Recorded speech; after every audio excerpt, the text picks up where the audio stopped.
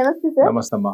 Sir ఈ మధ్య కాలంలో చాలా మంది కూడా ఎంత ఫుడ్ తీసుకుంటున్నా గానీ, అది మాకు బాడీలో డైజెస్ట్ అవుతున్నట్టు అనిపియట్లేదు. అంతే మార్నింగ్ లేవగానే నీరసంగా ఉండడము అండ్ విటమిన్ డెఫిషియన్సీస్ కూడా ఎక్కువ వస్తున్నాయని కంప్లెయింట్స్ వస్తున్నాయి.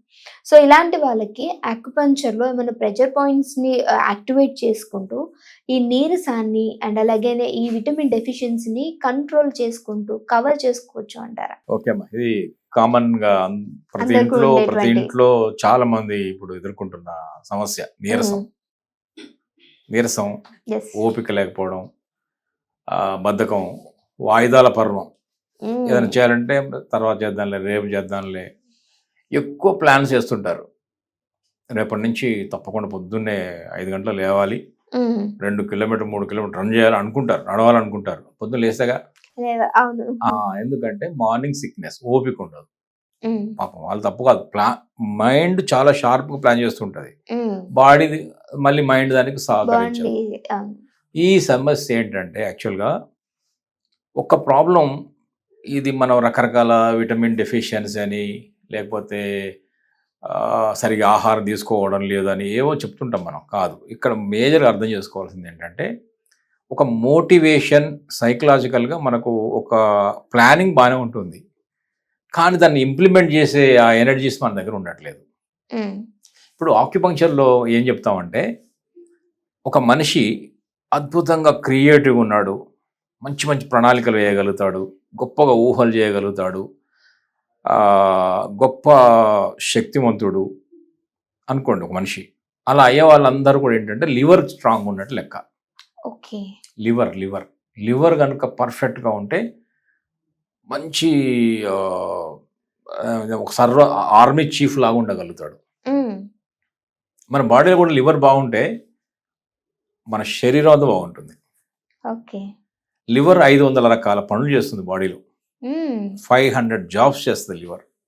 ఎన్నో కెమికల్స్ రిలీజ్ చేస్తుంది. ఓకే. మన డైజెషన్లో అదే ఇంపార్టెంట్. మన మూమెంట్లో అదే ఇంపార్టెంట్. మన లివర్. అట్లాగే లేడీస్కి అయితే అసలు లివర్ చాలా చాలా ఇంపార్టెంట్. ఎందుకంటే మెన్స్ట్రుయేషన్, సైకిల్స్ అవన్నీ కూడా కంట్రోల్డ్ బై లివర్. లివర్ అందుకని ఆ లివర్ మూడ్స్ మన మూడ్స్ బాగుండాలని కూడా లివర్ బాగుండాలి. లివర్ కనుక ఇబ్బంది ఉంటే యాంగర్, కోపము, ఫ్రస్ట్రేషన్ అన్నీ వస్తుంటాయి. ఓకే. మూడ్ స్వింగ్స్ చేంజ్ అవడానికి లివర్ లో కూడా డిస్టర్బెన్సెస్ ఉండొచ్చు. లివర్ లో వచ్చిన లివర్ ఎనర్జీలో ఉన్నది కారణం అవుతుంది. సో అందువల్ల లివర్ కనుక మన పర్ఫెక్ట్ గా కనుక లేకపోతే ఈ ప్రణాళికలు కూడా వేయలేం. పొద్దున్న లేవాలి, ఆరోగ్యంగా ఉండాలి, ఓపిక లేవాలి, అది కూడా వేయలేం. పోని వేయగలుగుతున్నామంటే లివర్ కొంచెం బాగున్నట్టు లెక్క. అంటే ఎనర్జీస్. మరి ఎందుకు లేవలేకపోతున్నాం? ఇందాక మీరు నీరసం ఎందుకు ఉంటుంది? ప్లాన్ ఇంప్లిమెంట్ ఒకటి ఆలోచన ఉంది, దాన్ని ఇంప్లిమెంట్ చేయలేకపోతున్నాం. దానికి కారణం ఏంటంటే గాల్ బ్లాడర్. ఓకే. దానికి ఇంకొక ఆర్గాన్ తోడుంటది. ఆ గాల్ బ్లాడర్ లో ఏదో ప్రాబ్లం ఉండొచ్చు. అంటే ఎనర్జీస్ లో ఇబ్బందులు ఉంటాయి. అంటే మనకు ఒకటి ఆలోచన ప్లానింగ్ అంతా కూడా లివర్ చూసుకుంటే దాన్ని ఇంప్లిమెంట్ చేసే బాధ్యత ఇది చూసుకుంటుంది గాల్ బ్లాడర్. అందుకని మీరు గమనించండి, గాల్ బ్లాడర్ తీసేసిన వాళ్ళు కొంతమంది ఉంటారు. కొంతమంది తీసేస్తారు. గాల్ బ్లాడర్ స్టోన్స్ వచ్చినాయని, గాల్ బ్లాడర్ లో ఇన్ఫెక్షన్స్ వచ్చినాయని కొంత స్టోన్స్ మేజర్ గా తీసేస్తారు. గాల్ బ్లాడర్ రిమూవ్ చేస్తారు. అది అక్కడ అవసరం అనుకుని చేస్తారు. కానీ ఒక ఆర్గాన్ తీయడం వల్ల ఏమవుతుందంటే ఈ ఇవన్నీ వచ్చేస్తాయి. ఏది అమలు పరిచే పోతుంది. రెండోది ఏంటంటే గాల్ బ్లాడర్ తీసేసినప్పుడు కూడా ఇంకొక సమస్య ఏమొస్తుందంటే డైజెషన్ కూడా ఇబ్బంది అవుతుంది.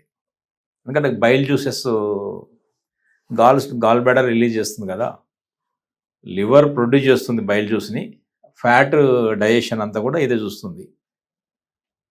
ప్రోటీన్ డైజెషన్ అంతా కూడా మాంసకృతులు, నాన్ వెజ్ అట్లాంటి వాటిని ఫ్యాట్ డైజెస్ట్ చేసేది ఎవరంటే liver and gall bladder. So liver produce చేస్తుంది, కానీ గాల్ బ్లాడర్ స్టోర్ చేసుకొని లివర్ రిలీజ్ చేయాలి. సో అది జరగకపోయినా కూడా మనకు ఈ పొట్ట సంబంధించిన సమస్యలు వస్తాయి, అజీర్ణ లాంటి సమస్యలు వస్తాయి. సో అందుకనే మనం ఇప్పుడు మీరు అన్నటువంటి డల్గా ఉండే దాన్ని అన్ని చూసినప్పుడు మనం ఒక విషయం చెప్పొచ్చు. ఏంటంటే మన లివర్లో ఎనర్జీస్ ఎట్లా ఉన్నాయి చూడాలి. లివర్లో ఎనర్జీస్ బాగుండకపోవడానికి 2 కారణాలు. ఒకటి లేట్ నైట్ భోజనాలు, లేట్ నైట్ తిన్నా కూడా లివర్ ఇబ్బందులు పడిపోతుంది. అది రెండవది oils, non veg, greasy items తినడాలు. Protein diet, more protein diet అంటే ఆయిల్ ఫుడ్ ఎక్కువ తీసుకుంటే, గ్రీజీ ఫుడ్ ఎక్కువ తీసుకుంటే కూడా లివర్ ఇబ్బందులు పడుతుంది. ఈ 2. మూడవది యాంగర్, కోపంగా అట్లాంటి ఇమోషనల్గా ఉన్నా కూడా లివర్ సఫర్ అవుతుంది. సో అందుకని మనం మానసికంగా కూడా కొంత బ్యాలెన్స్డ్ స్టేట్ ఆఫ్ మైండ్ని అలవాటు చేసుకోవాలి.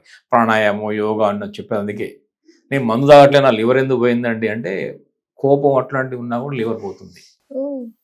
లివర్ డ్యామేజ్ చేస్తాయి. తన కోపమే తన శత్రువు కదా, తన శాంతమే తనకు రక్ష అంటారు. సో అందుకనే ఇప్పుడు కూడా మా చాలా సైకలాజికల్ కూడా బ్యాలెన్స్డ్ స్టేట్ ఆఫ్ మైండ్ ఉంచుకునే ప్రయత్నం చేయాలి. ఇప్పుడు ఏంటంటే మనం ఒక ప్రెషర్ పాయింట్ ఉంటుంది. అదేంటంటే మన గాల్ బ్లాడర్ని, లివర్ని కొంచెం బ్యాలెన్స్ చేసే పాయింట్ లాగా చేసుకుంటే మనం యాక్చువల్గా ఏంటంటే చెప్పనా, నేను బద్ధకం అవుతుంది, కదలట్లేదు, లేవట్లేదు, మూమెంట్ లేదు అంటే ఫిజికల్గా మూమెంట్ని, కదలికలను అన్నిటిని కంట్రోల్ చేసేది liver and gall bladder. Tendons, ligaments, tissues, ఈ ఫ్లూయిడ్స్, ఆ మూమెంట్ అంతా కూడా లివర్ చూసుకుంటుంది. ఒక మనిషి నడకల్లోనే ఇబ్బందులు ఉన్నాయి, కదలలేకపోతున్నాడు, కూర్చోలేకపోతున్నాడు, ఇట్లా కూడా అనలేకపోతున్నాడు, కాలు కదలట్లేదు అన్నాడు అనుకోండి, లివర్ ఇష్యూస్ అని అర్థం. అట్లాగే ఇక్కడేమవుతుంది, ఫిజికల్ కదలడం కాదు, మనిషి ఆలోచనలు కూడా కదలటం లేదు, అక్కడే ఉండే ఆలోచనలు అన్నా కూడా లివరే కారణం అవుతుంది. సైకలాజికల్ మూమెంట్ కూడా లేదు అక్కడ, ఐడియాస్ కూడా ఫ్రీ ఫ్లో ఆఫ్ థాట్స్ కూడా జరగట్లేదు, ఫ్రీ ఫ్లో ఆఫ్ మైండ్ కూడా లేదు అక్కడ. దానికి ఈ ప్రెషర్ పాయింట్ చేస్తే సరిపోతుంది. అదేంటంటే గాల్ బ్లాడర్ GB44 చివర్లో మన ఎక్కడ ఉంటుంది అంటే కాళ్ళలో ఉంటుంది. ఇది కాలు, ఇప్పుడు కాలు యొక్క బయట వైపు చిటికిన వేలు బయటకు ఉంది కాబట్టి out side of the leg. అందుకంటే ఈ అవుట్ సైడ్ నుంచి ఇది అవుట్ సైడ్ నుంచి వెళ్ళేదంతా కూడా గాల్ బ్లాడర్. చూసారా, ఈ బాడీలు చూసినప్పుడు మన ఇది చూసారా, మన ఇది ఈ సైడు అంతే కదా, ఒక సైడ్ నుంచి వెళ్తుంది కదమ్మా ఇదంతా. ఇది ఒక పక్క నుంచి వెళ్ళేది గాల్ బ్లాడర్ మెరీడియన్. సో అందుకనే మనకు ఈ పక్కటెముకల్లో నొప్పి, ఈ సైడ్స్ నొప్పి, ఈ హెడ్ పార్శ్వపు నొప్పి, ఇవన్నీ కూడా గాల్ బ్లాడర్ కారణం అవుతుంది. సో దాని శక్తి ప్రసార మార్గమే అలా ఉంటుంది అది. సో ఇప్పుడు మనం ఈ ఇమోషనల్గా ఒక దగ్గర బ్లాక్ అయి ఉన్నాం, కదలడంలే, పని చేయలేకపోతున్నాం, దాన్ని అమలు పరచలేకపోతున్నాం, మూమెంట్ తగ్గింది, 2 రకాలు తగ్గింది, ఫిజికల్గా తగ్గింది, మెంటల్గా తగ్గింది కదా.